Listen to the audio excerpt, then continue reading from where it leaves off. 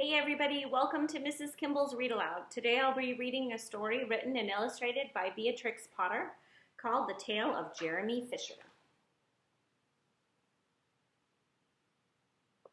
I know there's some Fisher men and women in this class, so I hope you enjoy.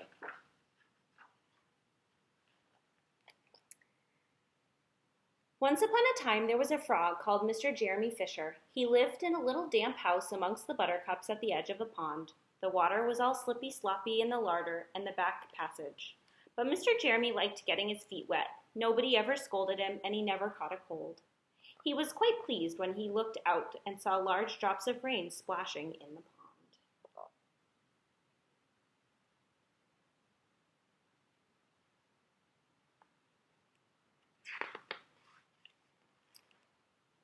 "I will go get some worms and go fishing and catch a dish of minnows for my dinner," said Mr. Jeremy Fisher. "If I catch more than 5 fish, I will invite my friends, Mr. Alderman Pultommy Tortoise and Sir Isaac Newton, the alderman. However, eat salad."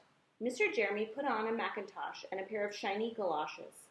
He took his rod and basket and set off with enormous hops to the place where he kept his boat. The boat was round and green and very like other lily leaves. It was tied to a water plant in the middle of the pond. Mr. Jeremy took a reed pole and pushed out the boat into the open water. "I know a good place for minnows," said Jeremy Fisher. Mr. Jeremy stuck his pole into the mud and fastened his boat to it. Then he settled himself cross-legged and arranged his fishing tackle. He had the dearest little red float. His rod was a tough stalk of grass, and his line was a fine long white horsehair. He had tied a little wriggling worm at the end. The rain tickled down his back, and for nearly an hour he stared at the float. "This is getting tiresome, I think. I should get some lunch," said Mr. Jeremy Fisher.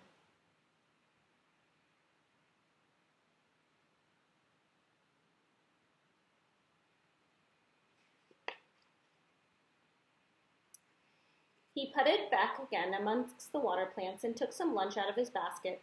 "I will eat a butterfly sandwich." "And wait until the shower is over," said Mr. Jeremy Fisher. A great big water beetle came up underneath the lily leaf and tweaked the toe of one of his galoshes. Mr. Jeremy crossed his leg up shorter, out of reach, and went on eating his sandwich. Once or twice something moved about with a rustle and a splash amongst the rushes at the side of the pond. "I trust that it's not a rat," said Mr. Jeremy Fisher. "I think I had better get away from here." Mr. Jeremy shoved the boat out again a little way and dropped it down in the bait. There was a bite almost directly. The float gave a tremendous bobbit. "A minnow! A minnow! I have him by the nose!" cried Mr. Jeremy Fisher, jerking up his rod.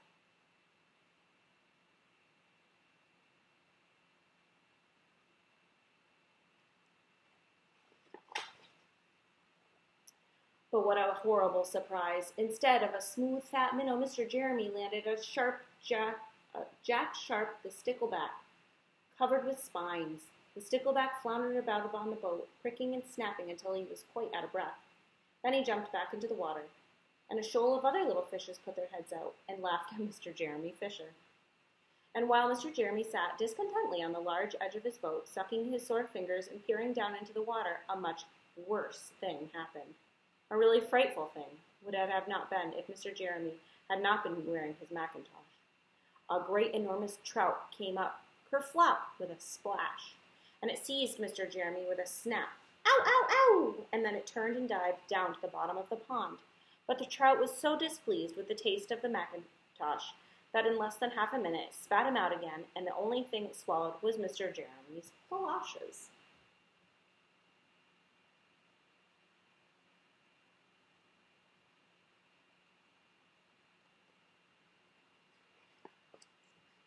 Mr. Jeremy bounced up to the surface of the water like a cork and bubbles out of soda water. He swam with all of his might to the edge of the pond. He scrambled out of the first bank he came to, and he hopped home across the meadow with his mackintosh all in tatters. "What a mercy was that!" "Not a pike," said Mr. Jeremy Fisher. "I have lost my rod and basket, but it does not much matter, for I am sure I should never have dared to go fishing again." He put some sticking plaster on his fingers, and his friends both came to dinner. He could not offer them fish, but he had something else in his larder. Sir Isaac Newton wore his black and gold waistcoat, and Sir Alderman Ptolemy Tortoise brought a salad with him in a string bag.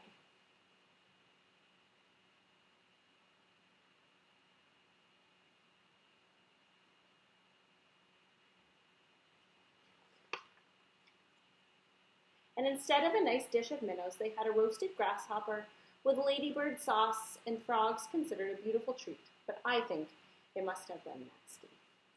The end.